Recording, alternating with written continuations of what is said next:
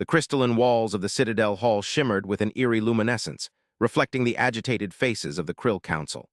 Outside, the swirling nebulae of the Xylo system painted a cosmic canvas of indifference, oblivious to the desperate deliberations unfolding within. On the central dais, Grand Arbiter Xylthar, his mandibles clicking with a nervous rhythm, surveyed the assembly. The fate of the Krill Empire, perhaps even its very existence, hung precariously in the balance. The monitors displayed a sterile, almost mocking, image. A single anomalous vessel adrift in the void, identified as the Wanderer by its unknown occupants. A human vessel. The humans, a species the Krill had dismissed as insignificant, primitive, and a potential liability since their first contact. Now these same humans might be about to unleash chaos upon the galaxy, or worse, meet an unimaginable fate. "The situation is dire," Xylthar's voice echoed through the chamber, each syllable carefully measured, betraying the turmoil within. "The reports indicate that the human vessel is disabled, stranded, vulnerable." A ripple of unease spread through the gathered Krill dignitaries. Vulnerable, yes, but also a potential powder keg. The Krill, a species bound by tradition and a rigid caste system, had observed the humans from afar for several cycles.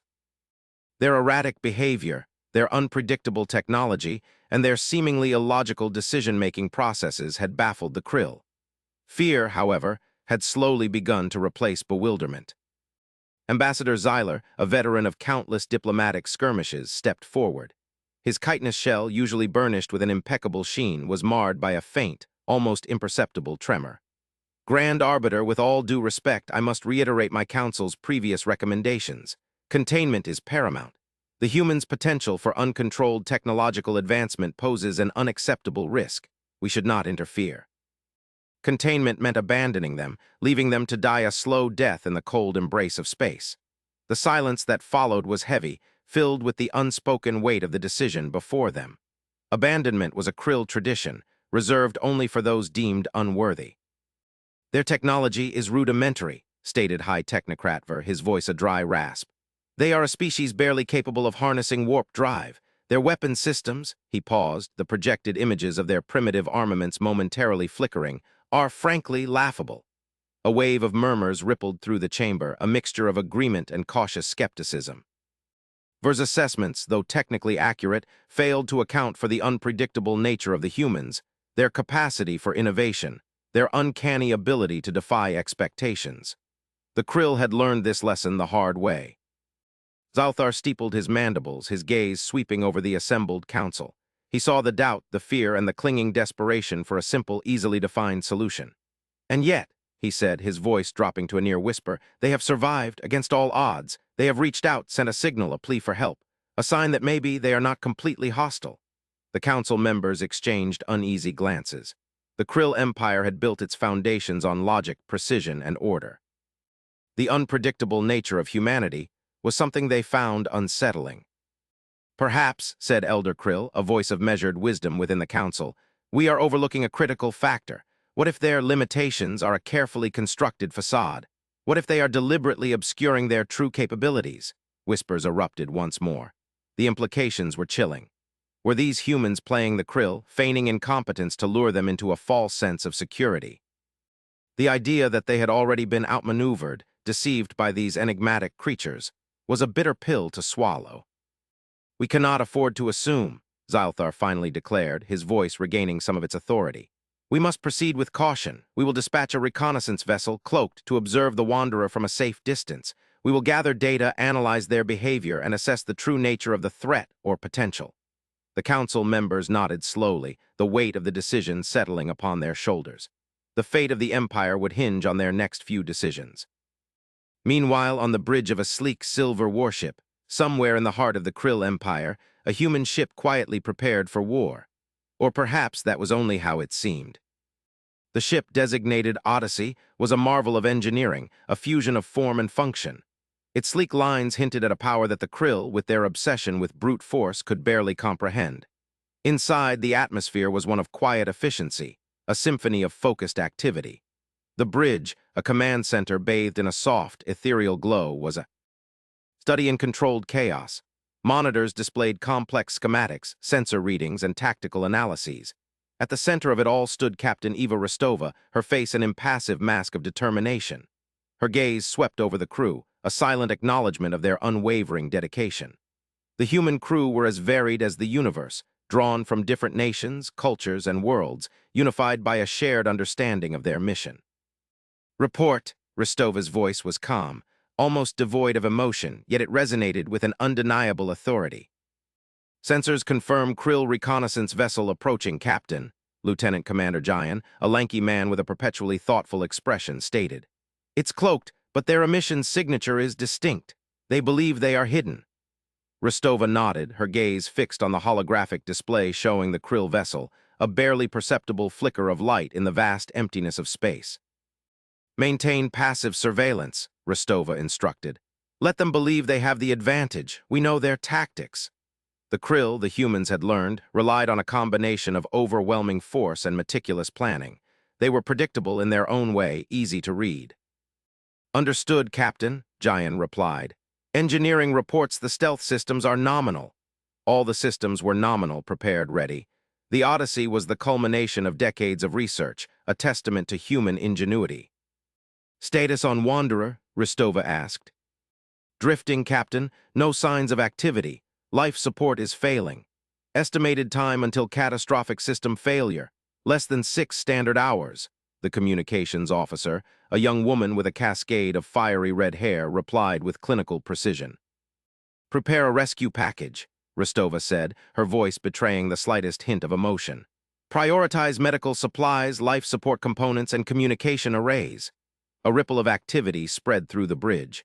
The order was given and silently understood.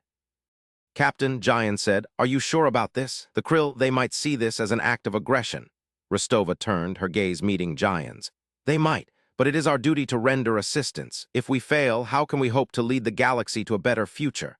Her words were not just a command, they were an invitation. An invitation to hope, even in the face of inevitable danger. The Krill reconnaissance vessel watched as the Odyssey dispatched a small, sleek shuttle towards the disabled Wanderer.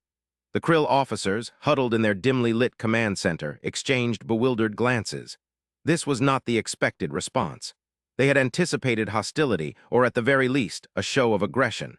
Instead, they were witnessing an act of kindness. "They are providing assistance," said Commander Zyler on the bridge of the Krill vessel, his voice a low growl. "They may be attempting to trick us." "Perhaps," replied the captain, "but if it is a trap, it is one we must allow ourselves to be caught by." Zyler looked at his superior, confusion filling his features. "Sir, we must learn the truth of this. We must determine the motives of this strange, new species." The Krill, they were prepared for war, but not for this. Back on the Odyssey, the rescue mission was underway. The shuttle docked with the disabled vessel, and human medics and engineers swarmed through the ship, working with a speed and efficiency that bordered on the miraculous. They replaced failing life support systems, repaired damaged power conduits, and administered medical aid to the stranded crew. The Wanderer, initially a lifeless hulk, slowly began to show signs of life. The Krill, observing from afar, were stunned. They had expected treachery, a cunning trap. Instead, they witnessed selflessness, compassion, a dedication to the preservation of life. The humans were not the ruthless, savage species they had been led to believe. They were something far more complex, far more unsettling. The revelation of the humans' advanced technology was not immediate, not in an overt display of power. Instead, it unfolded gradually, subtly. The Krill, experts in their own field, were confounded by the elegance and efficiency with which the humans performed their tasks. The Krill, having designed complex tools with redundant systems, found the human tools to be far simpler, yet more advanced. Their engineers would look with curiosity at a power system that seemed to have no moving parts. The humans' medical technology, far beyond what the Krill had imagined, was another surprise. Their healing abilities, their understanding of the human body, was not the brutal process the Krill were used to. The Krill, they slowly began to understand, were behind, not ahead. The Krill officers in the reconnaissance vessel exchanged apprehensive glances, realizing the implications of what they were witnessing. These humans, these primitive, seemingly vulnerable humans, possessed a level of technological sophistication far beyond anything the Krill had encountered. Their understanding of the universe, their ability to manipulate the fundamental forces of nature, was nothing short of extraordinary. The Krill had underestimated them. They had misjudged them. And now they faced the very real possibility of being outmatched. As the rescue operation neared completion, Captain Rostova initiated communications with the Krill reconnaissance vessel. Her voice, calm and measured, filled the bridge of the warship. "Greetings, representatives of the Krill Empire. We are the crew of the Odyssey. We have rendered assistance to the Wanderer. We pose no threat." The Krill officers, startled by the direct communication, scrambled to respond. Their carefully constructed narrative of human inferiority was crumbling before their very eyes. They struggled to maintain their composure as they relayed the message to the Citadel. Zylthar listened in silence, his mandibles clicking with a mixture of disbelief and growing dread. He had always known that the humans were unpredictable. He had never imagined they were so capable. "Why?" came the hesitant question from the Krill vessel. "Why did you help them? Why did you risk your own safety?" Rostova's answer was simple yet profound. "Because it was the right thing to do, because we believe in the sanctity of life, and because we are not your enemies." She paused, her gaze fixed on the viewport, as if contemplating the vast expanse of space and the complex web of relationships that bound the species. "We offer friendship." The Krill Council, they debated the matter at length. The implications of this invitation were massive. The humans, the feared invaders, the potential aggressors, were offering an alliance. Some members were skeptical, their fear and mistrust still strong. They saw a carefully crafted deception, a prelude to an inevitable betrayal. Others, however, saw an opportunity to learn, to grow, to forge a new path for the Krill Empire. Zylthar, after days of internal conflict, made his decision. He summoned the human ambassador, a woman named Anya Sharma, to the Citadel. Anya was a small, unassuming woman with piercing blue eyes that seemed to see everything. She carried with her an aura of serene confidence. As she stepped before the Krill Council, she radiated an inner strength that the Krill could not deny. She was no mere diplomat, no simple spokesperson. She was something more, something human. "We have studied your species," Zylthar began, his voice devoid of its usual formality. "We have been confused by you. Your actions seem illogical, your motivations unclear. We had prepared for war, but we were ready to leave you to die." Anya Sharma inclined her head. "We understand. Your species is bound by tradition, by a fear of the unknown. But we are not what you believe us to be. We are something new." "What is that something?" "We are, above all else, seekers of knowledge," Anya replied. "We seek to understand the universe and our place in it. We have a culture based on science, reason, and an unshakable belief in the potential of all species. We have made mistakes, but our goal is to unite." The council members exchanged glances. Their carefully constructed beliefs were crumbling. The humans, instead of being a threat, might be their salvation. "We have observed your rescue of the Wanderer," Zylthar continued. "We have seen your compassion, we have seen your technology, we have seen your—" He paused, searching for the right word, "your humanity." "We are offering an alliance," Anya stated. "We believe that together we can achieve more than we could ever achieve alone, but it is your decision." The council fell into silence once more. The gravity of the decision was almost overwhelming. They faced a choice: continue on their path, clinging to their outdated traditions and outdated fears, or embrace the unknown to venture into a new era of cooperation and understanding. "We accept your offer," Zylthar finally said, his voice echoing through the chamber. "The Krill Empire, with all its history and culture, will join you." The council at last gave their consent. The act of alliance was a long process. The Krill, steeped in their traditions, were slow to change. They held formal ceremonies, passed numerous decrees, and discussed the alliance at length. The humans, patient and understanding, accommodated them. They allowed the Krill to proceed at their own pace. The alliance was formalized, and a series of joint research projects began. The Krill scientists, initially wary, were soon astonished by the human approach to science. They came to learn the human desire for open collaboration, their eagerness to share data and knowledge. The humans, in turn, learned about Krill history, their customs, and their unique understanding of the universe. They were shocked by the Krill's own advanced science previously hidden. Years passed. The alliance between the humans and the Krill flourished. They worked together, shared technology, and learned from each other. The humans, true to their word, never demanded a position of dominance. They treated the Krill as equals, sharing their knowledge, their experience, and their unwavering belief in the potential for a better future. The Krill, in turn, began to understand the human concept of progress, the relentless pursuit of knowledge, and the unwavering dedication to ethical principles. They started to see what was possible with patience, persistence, and an openness to new ideas. As the years passed, new species joined the alliance, drawn to the humans' example. The humans, with their open-minded approach, their relentless pursuit of knowledge, and their unwavering commitment to ethical principles, had become a beacon of hope, a symbol of unity in a galaxy often defined by conflict and distrust.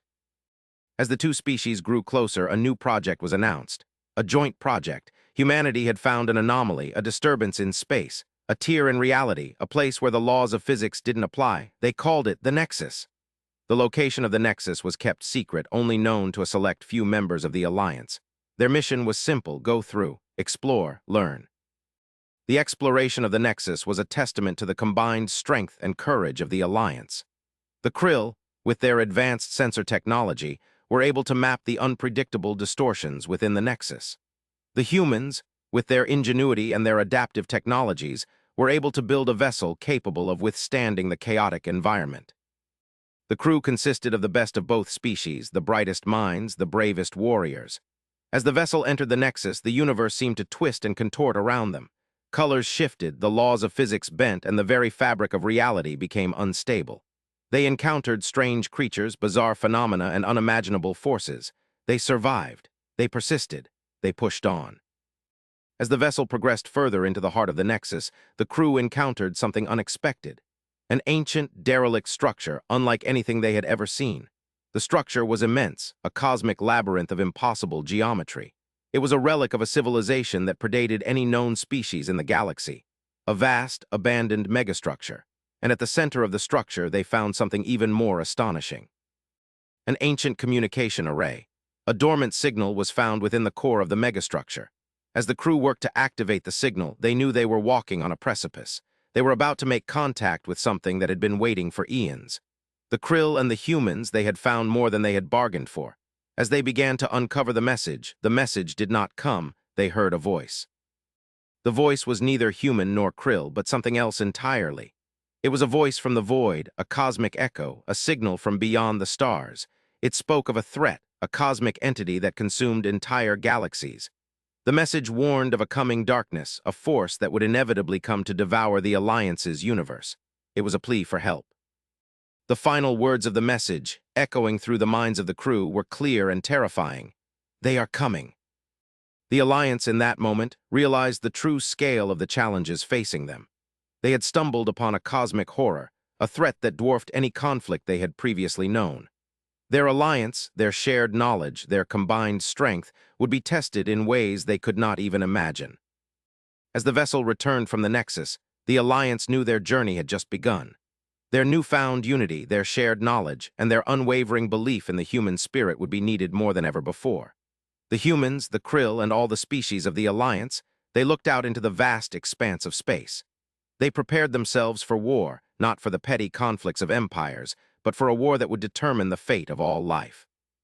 They had been left for dead in space, but now they were prepared to fight. They were ready. The universe would not be ready for them.